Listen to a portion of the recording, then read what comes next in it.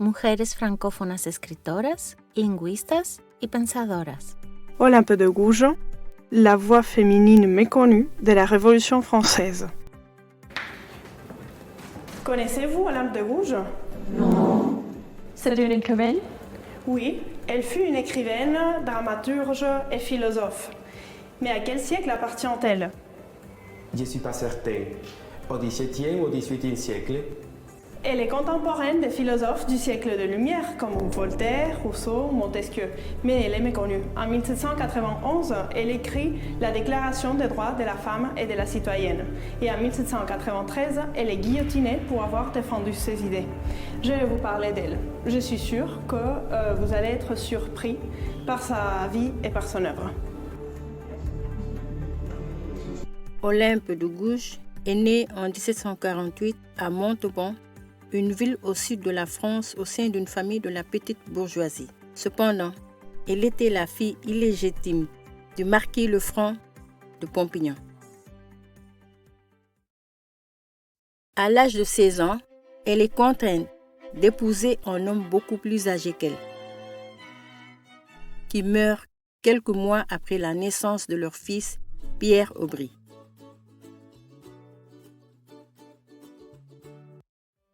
Quelques années plus tard, vers 1770, Olympe de Gouges décide de s'installer à Paris, où elle commence à fréquenter les salons littéraires et les cercles éclairés, rencontrant des philosophes comme Condorcet et d'importants dramaturges de l'époque, tels que Mercier. Au début des années 1780, Olympe de Gouges s'intéresse de plus en plus à la littérature et commence à écrire ses premières pièces. La plus importante est sans doute L'esclavage des Noirs ou Le Renaufrage, qu'elle compose vers 1785 et qu'elle présente à la Comédie Française en 1789. Quel crime avez-vous donc commis? J'avais un maître qui m'était cher. J'aurais donné ma vie pour lui, mais son commandeur était un bandit. Il a causé notre perte. Il a voulu posséder Mirza. Elle l'a repoussé. Il s'en est pris à moi parce qu'il savait que nous nous aimions. Il a voulu m'obliger à l'abattre. Comme je refusais, il s'est jeté sur moi l'épée à la main. Je l'ai désarmé, je l'ai tué.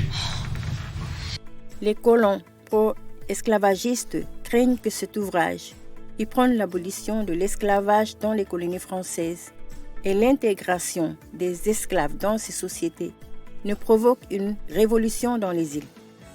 Étant donné que la Comédie Française reçoit le soutien financier de ces mêmes colons, elle repousse la représentation de la pièce pendant des années.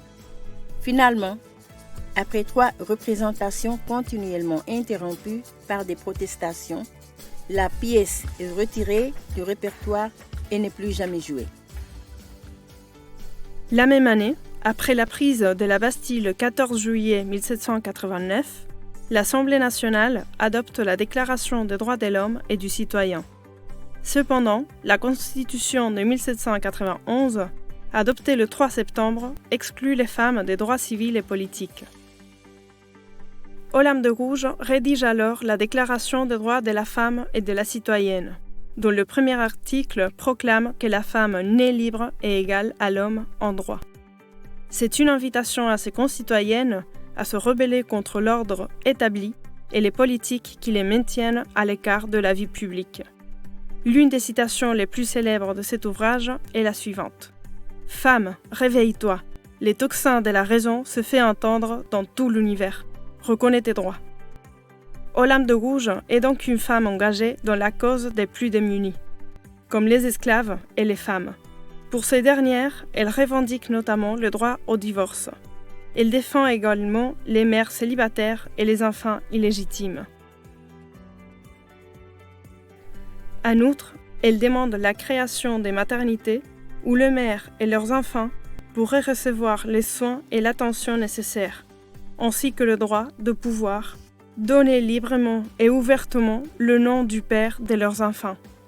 Cette question est étroitement liée aux droits des enfants illégitimes, qui, en plus de connaître l'identité de leur père, pourraient également bénéficier d'une part de l'héritage familial. En ce qui concerne ses idées politiques, Olympe de Gouges reste fidèle à la monarchie malgré les débuts de la Révolution le 14 juillet 1789, avec la prise de la Bastille. Elle ne se convertira à un républicanisme modéré qu'en 1792, après la fuite du roi et de la famille royale à Varennes. Ce républicanisme modéré s'est traduit par un rapprochement avec les Girondins et une opposition claire aux Jacobins. En revanche, ses idéaux éclairés et son sens de la justice l'amènent à demander la défense de Louis XVI lors du procès qui le condamne à la guillotine. Par la suite, en juillet 1793, De Gouges rédige et diffuse une brochure intitulée « Les trois urnes » ou « Le salut de la patrie par un voyageur aérien ». Elle y propose l'organisation d'un plébiscite par lequel l'ensemble du peuple français choisirait au suffrage universel une forme de gouvernement parmi la monarchie constitutionnelle, la République fédérale ou la République unitaire. Le gouvernement de l'époque, qui a instauré la dictature de la terreur, considère cet écrit comme une atteinte à la souveraineté du peuple. Olympe de Gouges est arrêté dans les rues de Paris le 19 juillet 1793 et emprisonné pendant 2 mois. Son procès a lieu le 2 novembre de la même année. N'ayant pas droit à un avocat, elle doit se défendre elle-même des accusations portées contre elle par le tribunal révolutionnaire. Elle est condamnée et guillotinée le 3 novembre 1793. Après sa mort, la figure d'Olympe de Gouges a été quelque peu oubliée ou évoquée de manière négative. Cependant, dans les derniers tiers du XXe siècle, un travail de récupération et de restitution de sa vie et de son œuvre a été entrepris. Grâce à l'historien Olivier Blanc, nous disposons aujourd'hui d'une biographie et d'un inventaire des œuvres complètes d'Olympe de Gouges. D'autres chercheurs ont contribué à la récupération et à la publication de ces pièces de théâtre et de ce pamphlet politique.